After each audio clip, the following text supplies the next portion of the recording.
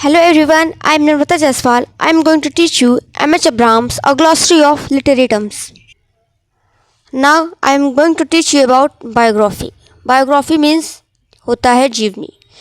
किसी पर्सन की लाइफ के बारे में जब लिखा जाता है तो उसे जीवनी कहते हैं.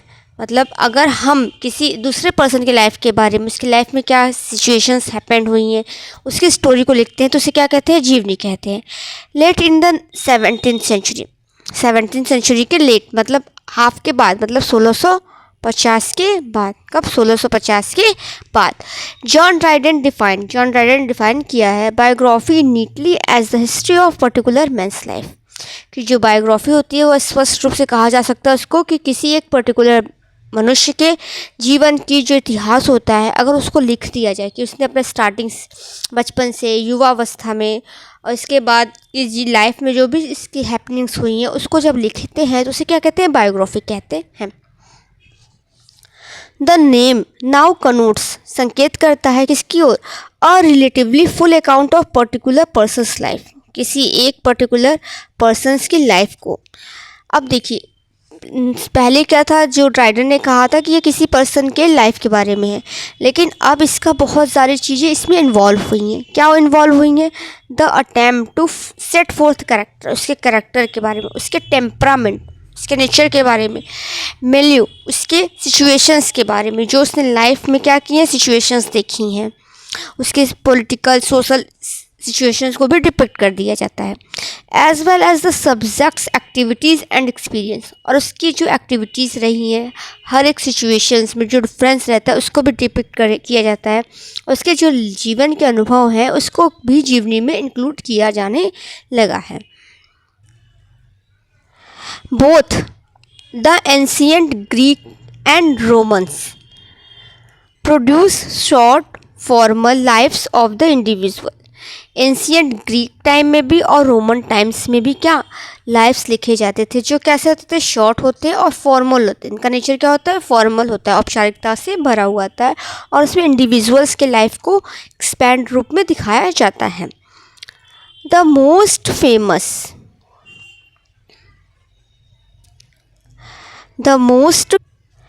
Famed surviving example is parallel lives of the Greek and Roman, notable by the Greek writer Plutarch. जो फेमस ग्रीक और रोमन्स के किसके बारे में, लाइफ्स के बारे में लिखा है. किसने लिखा है? प्लूटार्क ने लिखा है. 46 to 120 इनका लाइफ स्पैन रहा है प्लूटार्क का. इन्होंने क्या लिखा है? पैरेलल लाइफ्स लिखा है.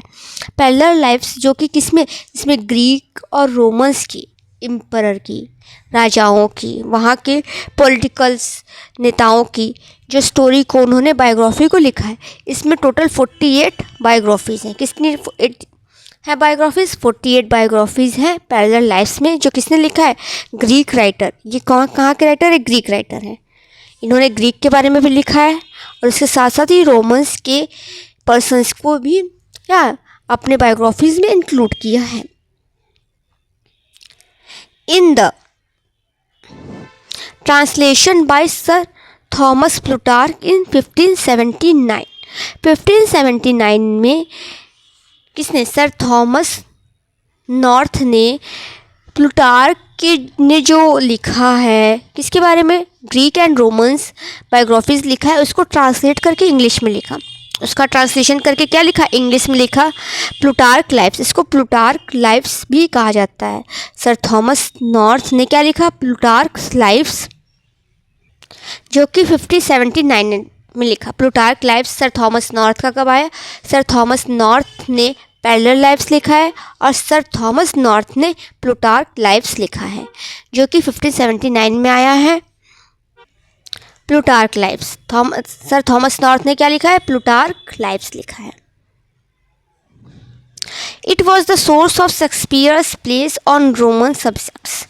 जो सर थॉमस नॉर्थ ने प्लूटार्क लाइफ लिखा है, यह शेक्सपियर ने अपनी स्टोरी जैसे Julius Caesar, Coriolanus, Antony and Cleopatra और टाइमन ऑफ एथेंस, इसको कहाँ से सोर्स लिया है इन्होंने? इसका सोर्स इन्होंने लिया है सर थॉमस नॉर्थ के प्लूटार्क से. Medieval authors who wrote generalized chronicles of the deeds of the kings medieval authors ने राजाओं ने जो काम किए, जो उनके कार्य हैं, उसको जनरलाइज करके क्रॉनिकल्स में लिखा। As well हेजियोग्राफीज। हेजियोग्राफीज क्या होता है? The styles life of Christian saints. जो क्रिश्चियन में सेंट्स होते हैं उनके लाइफ्स को जब लिखा जाता है, often based more on pious legend, और जो उनकी स्टोरी लिखी जाती है वो पायस लीजेंड लिखी जाती है देन ऑन फैक्ट। फैक्ट्स को ना रख के क्या लिखा जाता है? उनके लीजेंड्स की, उन्होंने जो धार्मिक कार्य किए उसको जब लिखा जाता है उसे क्या कहते हैं? हेजियोग्राफीज। क्या कहा जाता है? हेजियोग्राफीज कहा जाता है। In England the fairly detailed secular biographies appeared in the 17th century. जो सेकुलर बायोग्राफीज आई, सेकुलर बायोग्राफीज जो होता है, जब किसी के बायोग्राफी में वह वर्ल्डली मतलब जो दुनिया की जो चीज़ें होती हैं उसको फोकस होता है, नॉन रिलीजियस एस्पेक्ट्स रखा जाता है, किसी पर्सन के अचीवमेंट्स की, उनके पर्सनल एक्सपीरियंस की, उनके कैरेक्टर को दिखाया जाता है, जिसमें स्पिरिचुअल और डिवाइन थीम्स को नहीं रखा जाता है, तो वो उसे कहते हैं secular biography. Secular biography 17th century में लिखा गया। द मोस्ट डिस्टिंग्विश इंस्टेंस, जो इसका फेमस एग्जाम्पल है, कौन है? इज़ाक विल्टन, जिन्होंने लाइफ्स लिखा। इज़ाक विल्टन्स का लाइफ जो है वो क्या है? सेकुलर बायोग्राफीज़ है, जिसमें पोएट्स के या राइटर्स के बारे में लिखा गया, जिनके बारे में उनको धार्मिक पर्सपेक्टिव से न रख के सांसारिक पर्सपेक्टिव, उनके अचीवमेंट्स को रखा गया।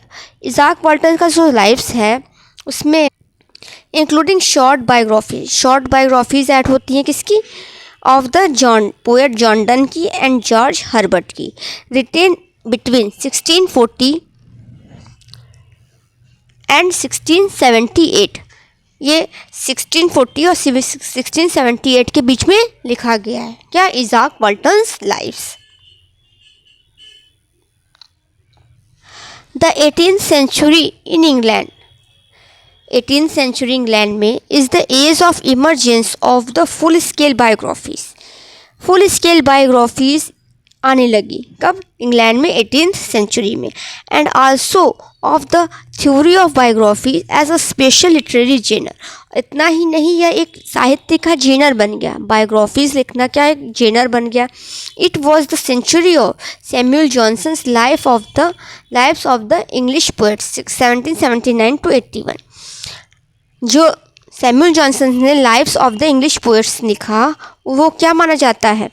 बेस्ट नोन माना जाता है of all the English biographies. England में जितनी भी बायोग्राफीज लिखी गई उसमें बेस्ट माना जाता है क्या? Samuel Johnson's lives of the English poets. कहीं कहीं आपको lives of the most eminent English poets को देखने को नाम मिल जाता है, जो इसी का नाम है।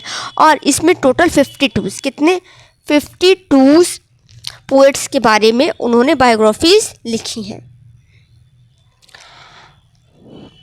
James Boswell life of Samuel Johnson 1791। James Boswell ने जो इनके क्या रहे हैं